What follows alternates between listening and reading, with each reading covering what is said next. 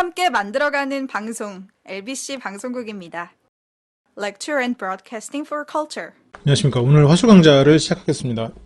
오프라인에서 지난주에 했던 내용을 간단하게 설명을 좀 드리면, 처음에 했던 건 짧게라도 스토리를 만드는, 이야기를 만드는 오프라인 실습 순서를 다 일단 들려드리면, 처음에는 여럿이 돌아가면서 한 가지 이야기를 시작하면 그 다음 사람이 그 이야기를 이어서 하고 이렇게 해요. 한 6명이서 모였으면 첫 번째 사람은 자기 얘기를 해도 상관이 없는데, 두 번째 사람부터는 그 사람 이야기에 바톤을 받아서 이야기를 해야 되겠죠. 그럼 두 번째 사람부터는 즉흥적인 거짓말 하기가 되는 거거든요. 근데 이제 첫 번째 사람이 했던 스토리텔링을 그대로 이어받아서 쭉 흘러가죠. 근데 이제 첫 번째로 이걸 했고, 두 번째로는 각자 없었던 일인데 지어내서 지난주에 있었던 일, 예를 들어 지어낸 에피소드를 말을 했어요. 그 다음에 한 사람이 말을 하면 그 옆에 사람은 그 말을 다시 에피소드로 정리하고 그 사람이 말을 하고, 이런 식으로 돌아가요. 그 다음에 이제 제가 성향별로 도움이 될 만한 사람끼리 묶어서 테이블을 나눴었죠. 근데 왜 이런 프로세스로 했냐면, 이게 에피소드 말하기의 특성 때문에 이렇게 만들어 놓은 거예요. 처음에 릴레이식으로 했던 건, 에피소드 말하기 자체는 컨설턴트형 말하기에서 잘했던 논리적인 말하기와 가장 큰 특성 중에 하나는, 이거를 무한대까지는 아니겠지만 정말 계속 이야기를 풀어나갈 수가 있는 게 에피소드형 말하기예요. 한 사람이 처음에 예를 들어서 지난 시간에 예를 들면 처음에 발표를 했던 분이 수자원 학회, 그런 다른 분들은 처음 듣는 학회죠. 그런 학회에 가서 발표를 했던 내용으로 처음 스타트를 끊었어요. 두 번째 사람부터 좀 난감하겠지만 이 에피소드는 그 시간 순서로 쭉 흘러가도 돼요. 그렇기 때문에 이야기가 안 끊기거든요. 그래서 처음에 논리적인 말하기와 차별성, 이런 차별화가 된다라는 거를 사람들한테 체득시켜주기 위해서 릴레이 형식으로 말을 했었고,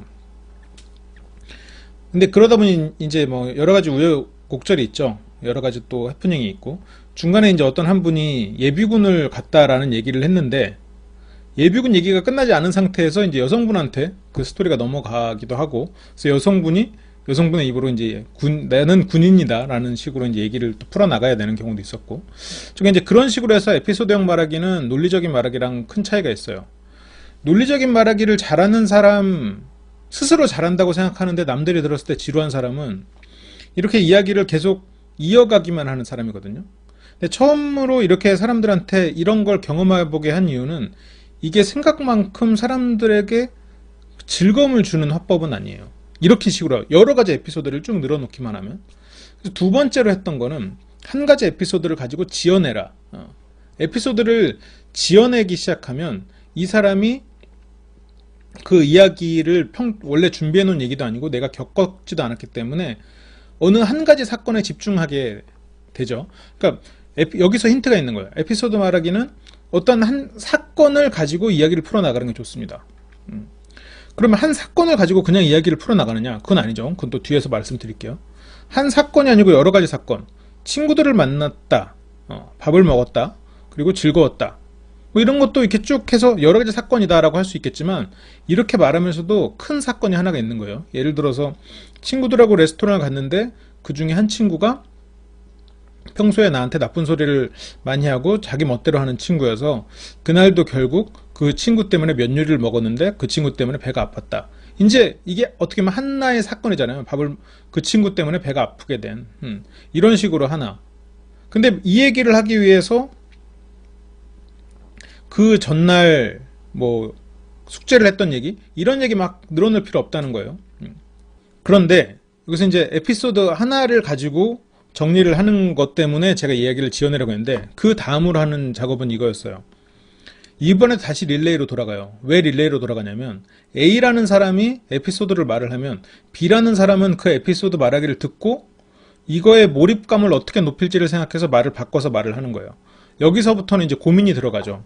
제가 방금 그 친구를 만나서, 그 나쁜 친구를 만나서 그 친구 때문에 배에서 설사가 났다라는 얘기인데, 예를 들어서 이제 이런 거, 방금 이야기한 또 다른 얘기를 할게요. 어떤 사람이 그 스토리를 이렇게 풀어나갔어요. 친구가 레스토랑을 차려서 놀러가서 밥 먹었어요. 근데 이렇게 에피소드 하나죠. 근데 이걸 몰입감을 높이려면 여기서부터 중요한 얘기입니다. 에피소드 이야기를 잘하기 위해서, 스토리텔링을 잘하기 위해서 가장 중요한 부분은 바로 이 부분이에요. 논리적인 이야기를 말을 할 때는 몰입감을 높이기 위해서 사람한테 정확하게 설명하고 내 입장을 말하고, 그래서 내가 이 사람이 이해하지 못하는 부분이 없게 정확히 설명하는 게 가장 중요한데, 에피소드형 말하기는 이 사람에게 그림을 그려주는 게 가장 중요하다고 생각하시면 돼요. 그래서 아까 친구가 레스토랑을 차려서 놀러 갔다. 그러면 이렇게 하죠. 레스토랑은 언제 차렸지? 레스토랑은 언제 차렸을까? 레스토랑은 지난 여름에. 아, 굉장히 더웠겠네요. 그쵸? 어디에 차렸지? 강남역 근처에 차렸대요. 아, 그럼 굉장히 비싼 월세를 내고 있거나 굉장히 돈을 모으기가 쉽지 않았을 텐데. 그 친구, 그러면 이렇게 얘기를, 그 이야기가 이제 이런 식으로 변화할 수 있겠죠? 지난 무더운 여름에 레스토랑을 차린 친구가 있어요. 심지어 강남역에서 이 친구가 레스토랑을 차리는데 굉장히 고생했던 친구거든요. 오랜만에 그 친구를 만나게 되어서, 그러니까 지난주가 되어서야 그 친구 레스토랑에 가서 밥을 먹게 되었는데, 이렇게 서론을 풀어놓으면 아까 했던 얘기보다 좀 더 몰입감이 높아지겠죠. 그리고 이제 뒤에 이제 그런 얘기가 나올 거예요. 예를 들어서 그렇게 힘들게 고생한 친구가 내어준 식사여서 그런지 더 맛있게 먹었다. 뭐 이런 식으로 결론을 낼 수도 있겠죠. 그러니까 이게 묘사가 중요하고, 근데 이게 묘사라기보다는 처음부터 묘사를 잘해라 이렇게 설명을 하면 사람들이 잘 못해요. 어떻게 묘사를 하지? 그래서 모든 걸 막 설명하려고 들거든요. 그러면 얘기가 다시 처음으로 돌아가서 지저분해지는 거예요. 묘사를 하려고 하는 생각보다 육하원칙을 지키려고 생각하는 게 좋아요. 언제 어디서는 최소한 좀 구체적으로 나와주는 게 좋아요. 나에게 주어진 이야기 시간이 길다면 그 언제에 대한 설명을 좀 할 수도 있겠죠. 어디서에 대한 설명을 좀 할 수도 있을 거고. 에피소드형 화법, 이렇게 스토리텔링만 지금까지 계속 해온 사람들은 막상 이런 스토리텔링을 잘 못하는 경우가 많아요. 한계에 부딪히는 경우가 많아요. 논리적인 화법을 평소에 구사해오던 사람이 에피소드형 화법을 배우면 그 사람의 에피소드형 화법이 굉장히 체계화되는 경우가 있어요. 그래서 서로가 상대적인 화법을 많이 배워야 된다고 제가 항상 주장을 하는데, 여기서 그냥 에피소드형 화법만 지금까지 묘사를 했던 사람들의 경우에는 오히려 이런 육하원칙을 놓치는 경우가 많아요. 육하원칙을 다 못 넣을 수도 있겠죠. 대화에 따라서, 어떤 경우에 따라서는. 근데 처음에 내가 이런 말하기에 익숙하지 않은 상황에서는 가능하면 다 넣는 게 훨씬 더 좋겠죠. 내가 일단 틀이 없으니까, 내가 지금 이런 쪽에서 약하다고 생각하면. 그냥 에피소드형 화법을 계속 구사해온 사람들은 친구들하고 그냥 수다 떤다는 느낌으로 말을 하기 때문에, 물론 그것도 나쁘진 않지만 말이 많아져요. 말이 많아지고 길어지고, 그리고 그 묘사를, 예를 들어서 우리가 이제 소설책을 읽을 때도 묘사 위주로 가는 소설이 있고 대화 위주로 가는 소설이 있어요. 소설의 수준을 굳이 따지자면 수준 높은 소설은 대화보다 묘사나 설명이 상대적으로 더 많죠. 심지어 수준이 좀, 소설 기법적으로 수준이 좀 낮다 그러면 심지어 의성어, 의태어 같은 것도 굉장히 많아진단 말이에요. 으악, 퍽, 쓰러졌다, 되게 아프네, 이렇게 소설을 쓰는 건 굉장히 수준 낮은 소설이 되잖아요. 그의 검이 그의 복부를 가르며, 뭐 이렇게 해서 뭔가 상황을 사람들한테 그림을 그릴 수 있도록 설명을 해주는 게 더 수준 높은 소설이 될 수 있단 말이죠. 대화도 우리가 에피소드 말하기를 할 때도, 아, 그때 그 오빠가 뭐라고 했는 줄 알아? 그러면서 그 오빠가 한 얘기. 그 친구가 그랬어. 무슨 음식 먹을래? 그래서 내가 그랬지. 나는 네가 주는 거 다 괜찮아. 그랬더니 그 친구가 그러는 거야. 이렇게 말을 하는 거는, 물론 정말 친한 친구들 사이에서 이렇게 대화를 나누는 거는 오케이인데, 항상 이런 식으로 모든 사람한테 대화를 나누면 약간 상대적으로 좀 수준이 떨어져 보일 수 있긴 하거든요. 그렇기 때문에 여기서도 그 모든 상황을 다 끌어와 가지고 막 대화체로 구성을 할 게 아니라 육하 원칙을 지키면서 하나의 에피소드를 완결시키려고 대화를 풀어나가야 돼요. 그래서 이거는 좀 이제 여러분들이 한번 해보시면서 제가 여러분들 말을 하는 거를 제가 들어보면서 체크를 해주는 게 좀 좋긴 한 내용이긴 한데, 아무튼 에피소드 형법은 이런 식으로 진행이 되죠. 그래서 옆에 사람이 말을 한 걸 들으면 그거를 적어보거나 아니면 그냥 듣고서도 분명히 빈틈들이 있거든요. 그리고 너무 많은 대화체를 쓰는 것도 문제가 되고, 그래서 그런 것들을 정리하는 거를 잘하는 사람은 오히려 논리적인 화법을 많이 해온 사람들이 잘하더라고요, 오히려. 그러니까 똑같이 대화를 듣고 그 이야기를 다시 정리해서 말을 하는 거는. 근데 굳이 정리까지 안 해도 빈틈을 메꾸고 사람들한테 그림 그려주는 부분에서 좀 빠져있는 것들, 그런 부분에 있어서 좀 추가해주는 것만으로도 굉장히 사람들한테 몰입감을 줄 수 있거든요. 아까 이제 나쁜 친구 만났을 때도 그 친구가 평소 어땠는, 얘기할 시간이 좀 많다면 그 친구가 평소 어떤 친구였는지 간단하게 말해주고 그날 아니나 다를까 뭐 이런 식으로 얘기를 풀어나가면 얘기가 더 재밌어질 수 있겠죠.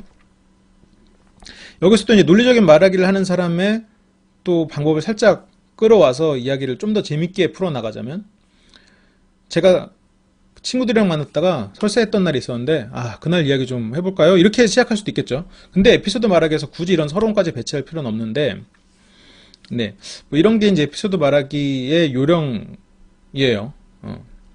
항상 이 모든 화법은 상대의 몰입이 중요한 건데, 제가 크게 4가지 화법을 알려드릴 거예요. 컨설턴트형이 쓰는 논리적 화법, 그리고 엔터테이너형이 쓰는 에피소드 화법, 그리고 오늘 에피소드 화법을 좀 들려드리고 있는 거죠.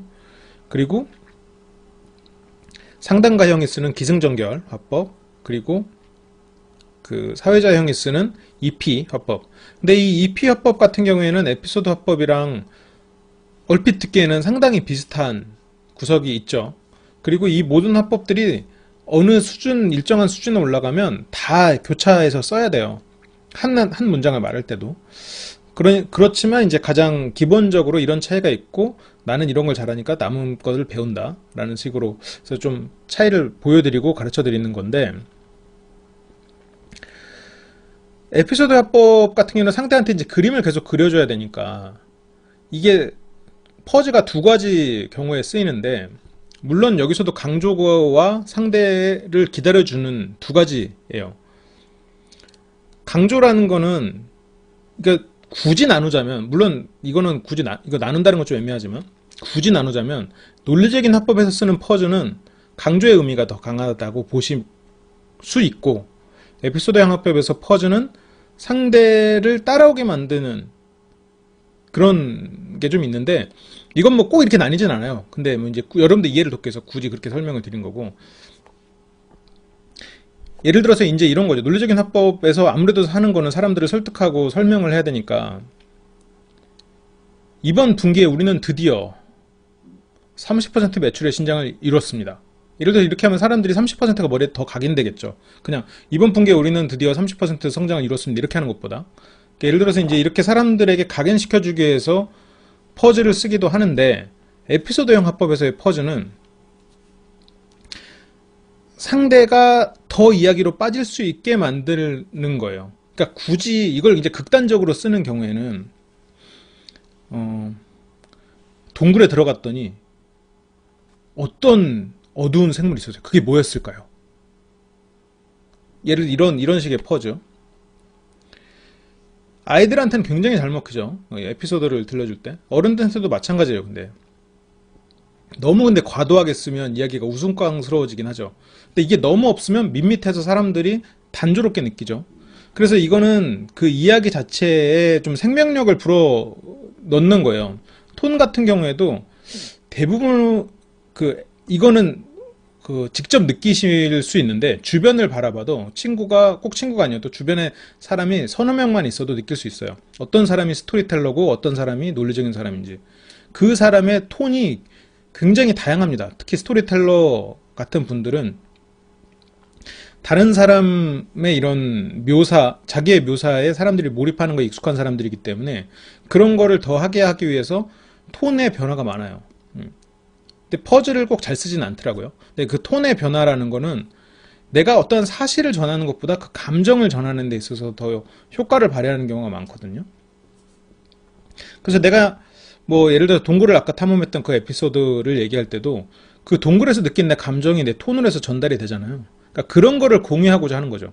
상대한테 동굴을 묘사하고, 꼭 묘사하지 않아도 동굴을 설명하고, 그리고 내가 거길 왜 갔는지, 그리고 언제 갔는지, 누구와 갔는지, 그런 것들을 설명하면 상대가 이제 그 나를 너와 똑같은 감정으로 만들고 거기에 이제 몰입시키려고 하려고 한다면 내가 단조롭게 상대에게 말을 하면 상대가 몰입하기가 쉽지 않겠죠. 근데 이것도 사람마다 스타일이 있어요. 이게 에피소드로 어느 정도 궁극적으로 올라가면 단조로운 말로 상대를 몰입시키는 게 어떻게 보면 더 좋아요. 근데 지금은 이제 우리는 에피소드에 말하기를 기본적으로 배우는 거니까. 그래서 최대한 그 내가 그때 느낀 감정이 어느 정도 톤에 실려서 상대가 그 톤을 듣고 그 감정을 간접 체험하면서 빠져들 수 있게, 그래서 이제 톤을 많이 쓰는 거고, 그러니까 높낮이나 변화나 이렇게 강조 이런 변화 이런 거는 그런 식의 변화를 주는 거고, 퍼즐은 상대가 내가 말한 부분을 잠깐 머릿속에 떠올릴 시간을 주는 거예요.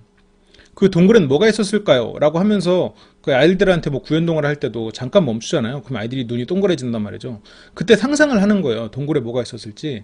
그러니까 그 시간을 주는 거죠. 이건 강조랑도 비슷하지만 조금 다른 목적으로 쓰이는 거죠. 그래서 중요한 건 계속 상대가 따라오게 만들어야 돼요. 그리고 상대가 그걸 따라오면서도 그거를 생각할 수 있게. 그러니까 대화체로 해서 쭉 이어가는 것도 나쁜 선택은 아닌데, 그렇게 해버리면 이 사람들이 그거를 그 입장이 되기가 상당히 어려워지거든요. 아니, 물론 그렇게 하는 것도 좋아요. 나쁘진 않아요. 나쁘진 않은데 그것보다 조금 더 좋으려면 그 사람에게 자꾸 상황 설명이나 이런 묘사를 통해서 상대가 그 에피소드로 빠져오게 하는 게 조금 더 높은 수준이다. 근데 그게 만약 힘들다 싶으면 그냥 대화체를 통해서 상대에게 좀 현장감을 주는 것도 나쁘진 않다. 라는 거죠. 근데 이제 이런 통과 퍼즐 같은 걸 사용하면서 심지어 대화체까지 쓰고 이렇게 되면 좀 우스꽝스러워질 가능성이 있어서 어느 정도 이것도 선을 지키는 게 좋죠. 선을 너무 지키면 통과 퍼즐을 없애고 딱딱하게 말을 하는 거가 되니까 사람들이 그 이야기에서 지루함을 느끼거나 빠져들기가 힘든 그런 것도 있고, 그래서 이런 것도 그 어느 정도 선을 지켜야 되죠. 근데 처음에 훈련을 할 때는 대화체를 써보든 뭐라든 시간을 채워서 최대한 이제 그때 감정을 내가 좀 표현하는 훈련을 하는 게 도움이 될 거예요. 그게 이제 스토리텔링에서도 도움이 되고, 이 에피소드용 말하기는 생각보다 분석적인 사람들이 애초에 잘 못하는 화법이기 때문에 이 훈련이 상당히 필요해요. 그래서 이 훈련을 많이 하면 논리적인 말을 할 때도 어느 정도 이런 통과 퍼즐 그리고 감정을 싣고, 그리고 사람들한테 이런 몰입도 줄 수 있기 때문에, 설명적인 몰입만이 아니라 이런 다중적인 몰입을 줄 수 있기 때문에 여러 가지 화법을 다 익혀놔야겠죠. 근데 기본적으로 자기가 잘하는 건 있을 거예요. 그래서 에피소드 화법은 그냥 혼자 훈련하는 것보다 이런 식으로 에피소드 말을 하기를 좋아하는 사람들이 은근히 주변에 많거든요. 그래서 그런 사람들의 말을 들어보면서 머릿속에서 내가 저 사람이라면 이런 부분을 더 채워 넣을 텐데 라는 생각을 하는 게 좀 도움이 되고, 거기다 이제 플러스 알파로는 그 사람 앞에서 바로 뭐 스터디라면 바로 해도 되겠지만 그 사람이 했던 내용을 가지고 집에 와서 아니면 혼자 있을 때 내가 빈틈을 채운 걸 가지고 다시 한번 말해보는 거, 이제 그게 도움이 되죠. 그런 걸 이제 반복하다 보면 좀 좋은 스토리텔러가 될 수 있겠죠. 그러니까 이게 벤치마킹이랑 스스로 생각하는 걸 두 개를 다 섞은 거예요. 스토리텔링을 잘하는 사람, 스토리텔링 하기를 좋아하는 사람을 벤치마킹 하는데 거기다 나는 플러스 알파까지 되는 거죠. 여러분들은 이제 지금 이론적인 것도 아시니까 이론을 몰라도 좋은 스토리텔러는 굉장히 많거든요.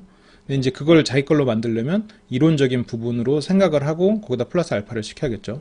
그 플러스 알파는 빈틈을 채우는 건데, 예를 들어서 아까 말했던 것처럼 언제라는 설명이라던가 아니면 그날 모인 친구들의 특성을 간단하게라도 설명을 해줘서 사람들한테 거기 이제 몰입할 수 있게 만들어주는 건데, 그것도 에피소드가 여러 가지가 될 정도로 자세히 말하지 않는 게 좋아요. 물론 그렇게 말해도 상관은 없는데, 다시 원래 에피소드로 돌아오기가 힘들거든요. 말하는 사람도 그렇고 듣는 사람도 그렇고. 아까 이제 친구 3명이랑 같이 레스토랑 갔는데 그 중에 한 친구가 평소에도 깐죽거리길 좋아하는 친구여서 제가 좀 스트레스를 받던 친구였어요. 이것까지는 괜찮은데 여기다가 이제 한 번은 그 친구가 이런 일이 있었죠라면서 과거에 깐죽거렸던 걸 얘기를 하는 게 간단하긴 괜찮은데 이게 길어지면 그게 하나의 또 에피소드가 된단 말이죠. 그래서 이런 에피소드가 중복되기 시작하면 듣는 사람도 힘들고 얘가 무슨 얘기를 하는 거야. 어느 순간 말하는 사람도 내가 이 얘기를 왜 했지? 이런 일이 벌어지고 그렇게 되니까 가능하면 정도 내서 하나의 에피소드를 목표로 나아가는 게 좋죠. 제가 이제 또 나중에 가르쳐드릴 사회자형 사람들이 많이 쓰는 EP형 화법은 EP의 E가 에피소드예요. P가 포인트고. 그래서 이게 굉장히 에피소드 화법이랑 유사하게 느낄 수 있거든요. 근데 막상 사회자형 사람들한테 에피소드형 말하게 하라 그러면 잘 못해요. 이렇게 길게 얘기를 못해요. 근데 EP형 화법을 하라 그러면 잘해요. 그래서 이걸 설명하려면 명확한 차이를 그러니까 차이를 설명해도 사람들이 뭐야 비슷한 것 같은데 이렇게 느끼거든요.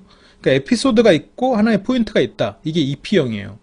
제가 오늘 말씀드린 건 에피소드가 있지만 하나의 에피소드로 말해라. 이걸 이제 사람들이 좀 헷갈려 하시는데 중요한 건 포인트예요. 말을 하고자 하는 포인트.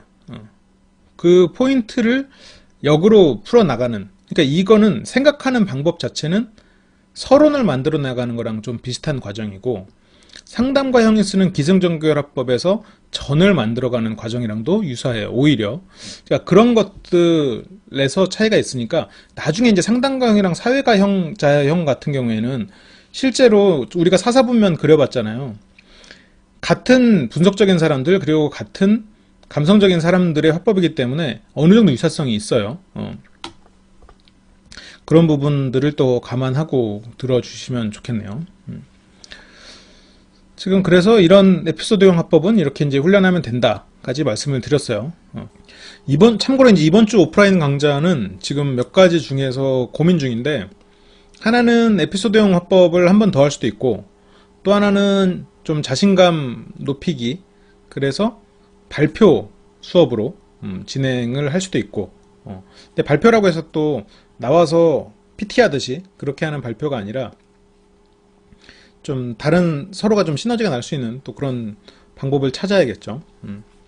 그래서 다음 시간은 준비를 하고 있어요. 둘 중에 하나를 아마 하게 될 것 같아요. 이 사람의 자신감을 높이는 실습을 할지 아니면 에피소드 영어법을 좀 또 다른 방식으로 또 배워가는 걸 할지 두 가지를 고민 중에 있습니다. 그리고 이제 이런 특성별 화법만 배우는 게 아니고요. 또 이제 나중에 상대에게 정보를 어떻게 읽고 정보를 어떻게 활용하느냐 그런 수업도 계속 있고, 그리고 어떻게 사실을 전하는가, 비판하는 거, 비판받는 법, 뭐 이런 것도 다 있으니까요.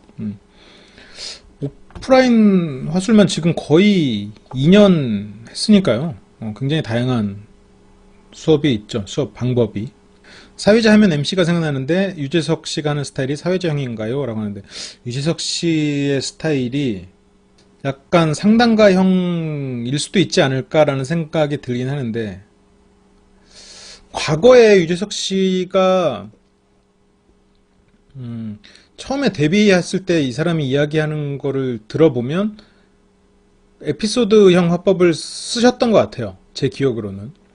근데 지금의 유재석 씨 같은 경우에는 상담가 혹은 사회자 그쪽이 아닌가. 다른 사람들의 이야기를 굉장히 잘 끌어내시는 스타일 아닌가요? 유재석 씨의 스타일은. 나서서 너무 많은 얘기를 하시는 것 같지도 않고, 그렇다고 논리적으로 설명을 잘 하시는 거를 본 적은 없는 것 같아요. 설명을 하면 잘 하시겠지만 그런 걸로 봤을 때는 상담가 아니면 사회자 쪽인데, 사회는 사회를 보시니까, 그러니까 유재석 씨가 사회를 보는 모습, 그걸 이제 딱 사회자형의 모습인데 실제로 유재석 씨가 사회자형인지는 잘 모르겠어요. 오히려 상담가형 유형의 사람이 아닐까라고 생각은 들어요. 오히려 이제 사회자형이다라고 생각을 하면 김국진 씨가 사회자형이 아닐까요? 제가 김국진 씨 나오는 프로를 많이 보진 않아서 김국진 씨가 오히려 사회자형이지 않을까라고 생각이 드네요. 근데 물론 유재석 씨 정도 그런 레벨이 되면 다 잘해요. 다 잘하고 그리고 그런 분 특성이 유재석 씨 같은 분의 특성은 굉장히 준비를 많이 하신다고 그래요. 긴장도 굉장히 많이 하시고 스스로 이제 긴장을 하니까 그 긴장감 때문에 준비를 많이 하겠죠. 그래서 그 정도 준비를 하면 자기 단점이 웬만하면 어느 정도 커버가 됩니다. 커버가 되고 그리고 잘하는 부분에서 또 늘어나고 하다 보니까 근데 이제 우리는 아직 그런 정도의 경지에 이르지 않았기 때문에 다 특성이 있고 우리가 이제 RPG 게임을 할 때도 그렇잖아요. 뭐 모든 게임이 다 그렇진 않지만 어느 정도 레벨이 오르고 한계가 돌파되면 모든 능력치가 9999가 된다. 어쩔 수 없잖아요. 그렇게 만들게 되잖아요. 계속 이제 레벨업 노가다를 하다 보면 물론 게임에 따라서는 한계치가 뭐 다르고 뭐 요즘에는 그런 이제 레벨이 아무리 높아져도 특성 때문에 특성치 어떤 사람은 체력만 높아지고 어떤 사람은 뭐만 높아지고 하지만 과거에 좀 단순했던 RPG 게임 그런 게임들은 무조건 이제 9999로 결국 맞춰지죠. 어느 수준이 되면 특성이 사라져요.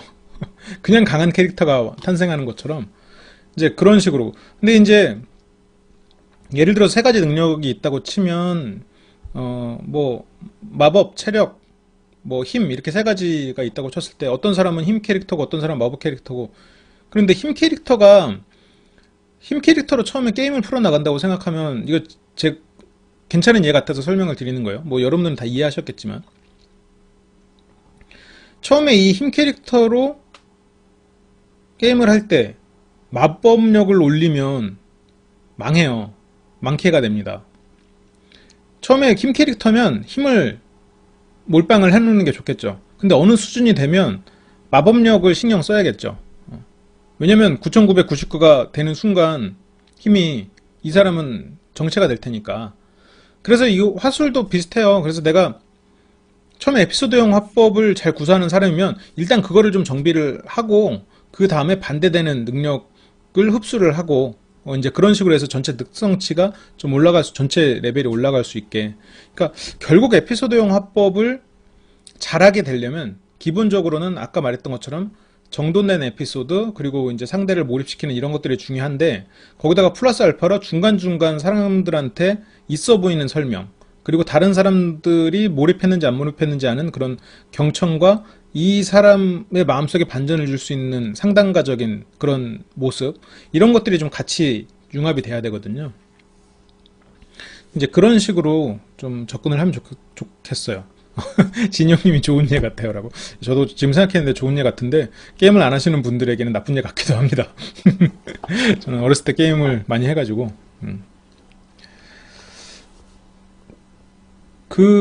이런 특화된 사람들을 통해서 사람들을 구분해 보는 것도 재밌을 것 같네요. 그 작업을 한번 해봐야겠네요. 다른 사람들이 어떤 유형일지 한번 구분해 봐야겠어요.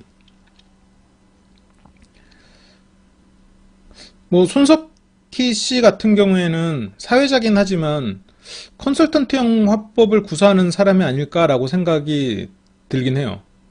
근데 이거에 입각해서 한번 다시 봐야겠네요. 제가 좀 하는 말이나 평소 화법 같은 거를.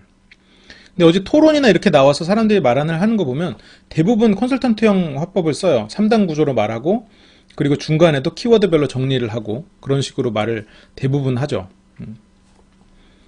한번 쭉 뽑아봐야겠네요. 유시민 씨는 뭘까요? 유시민 씨는 물론 컨설턴트 화법 이런 거 다 잘하시는데 이런 토론에 나오시는 분치고는 좀 에피소드형 화법을 쓰시는 건 아닌가라는 생각이 얼핏 드는데 한번 진짜 이거 입각해서 한번 정리해 볼게요. 아화법이 뭐죠? 고성재계 씨 같은 화법은 아화법.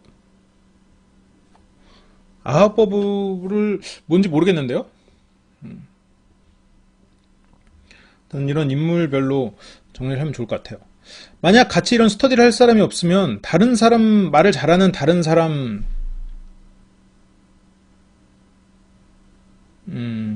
다른 사람의 화법을 벤치마킹 하는 것도 도움이 되겠죠. 근데 너무 잘하는 사람으로 벤치마킹을 해버리면 내가 끼어들 여지가 없으니까 그냥 이야기를 좀 하는 걸 좋아하는 사람들 이야기를 통해서 내가 거기다 플러스 알파를 얻는 게 자기 스타일을 만드는데 도움이 될 수 있지 않을까라고 저는 생각을 하긴 합니다. 근데 이거는 뭐 사람마다 스타일이 있을 테니까요. 제가 예시 파일로 해서 올려있는 거는 한번 해보겠습니다. 지금 한 서너 개 정도가 있긴 한데 그 예시 파일로 올리는 게 생각보다 좀 시간을 많이 잡아먹어요. 그 예시 파일이 있어도 그걸 그대로 올리기가 힘들고 지루한 부분에 이런 부분을 잘라내야 되니까 그런 것들이 좀 시간이 걸려서 그냥 이런 아프리카 강좌로 해서 하고는 있었는데 그걸 한번 올려보겠습니다. 네.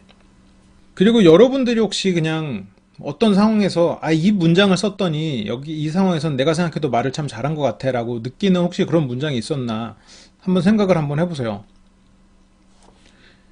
이거는 한편으로는 뭐 서로가 주는 숙제인데 예를 들어 이제 이런 거죠.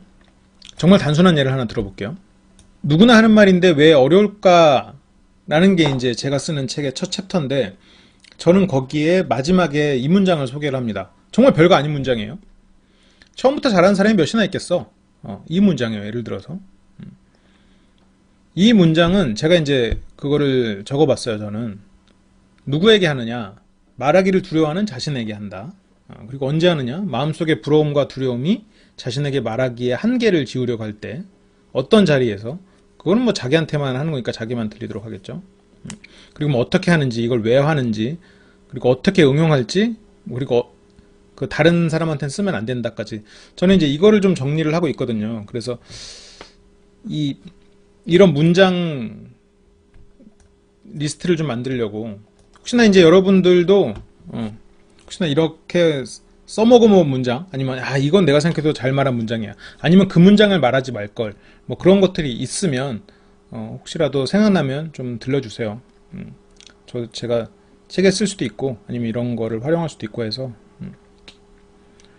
그래서 이런 문장들만 모아서 또 방송을 하나 지금 준비를 하고 있어요. 실은 그래서 방송도 준비하고 책에도 일부 소개하고 그러려고 육하원 측에 의거해서 그 상황별 그냥 이 문장 갖다가 쓸 수 있도록 너무 튀지 않으면서 그 상황에서 말문이 막히는 경우가 많잖아요. 그래서 이런 문장들을 좀 기억해 놓으시라는 뭐 그런 문장들을 지금 정리하고 있죠. 예. 그렇습니다. 이건 또 제 버릇이어가지고 이것도 안 해야지 생각하는데 또 친한 분들이랑 편하게 강의를 하다 보니까 자꾸 나오네요. 아프리카 유튜브에 떴더라고요. 그 쓱 좀 하지 말라고. 예. 살이 쪄서 이렇게 숨소리가 들어가나? 이게? 그리고 오프라인에서 또 고민이 되는 게 제가 너무 많은 이론을 가능하면 안 하려고 애를 쓰고 있거든요. 실습을 많이 해드리고. 근데 어떤 분들은 강의 위주로 하면 좋겠다라는 분이 있고 어떤 분들은 실습을 통해서 많은 사람들의 이야기를 듣고 싶다라는 분들이 있어가지고 지금 그 균형 맞추는 것도 상당히 고민되는 일 중에 하나죠. 그래서 요즘에는 그 실습 중간중간에 이렇게 조언을 해주는 식으로 강의를 하고 있어요. 그러면 오늘 강의는 이 정도로 하고 얘기나 좀 나눌까요? 나누다가 이제 저는 또 책 쓰러 가보겠습니다.